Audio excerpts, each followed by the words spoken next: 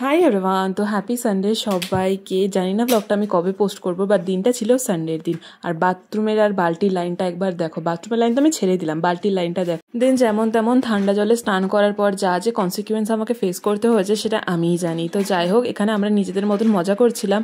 আর এই মানসির ব্লগ দেখলে তো তোমরা। हेलो गाइस, कैसे हो आप सब लोग। आपका हमारे न्यू ब्लॉग में वेलकम है। ये मैं हूँ, ये मेरे दो बड़े दोस्त है। इनका कोई काम धंधा ही नहीं है। यहाँ पे भी ये लोग सिर्फ।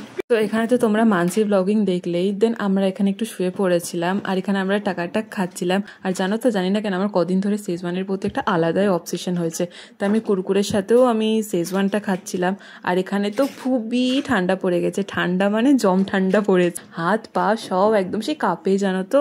একদম কি বলবো তোমাদেরকে, বললাম না যে আমাদের শেজওয়ানের প্রতি একটা আলাদা অবসেশন হয়েছে। তাই সন্ধেবেলায়ও আমরা মুড়ির সাথে শেজওয়ান মাখিয়ে খাচ্ছিলাম। আর এখানের কাণ্ড দেখো। মানসি একবার দেখা।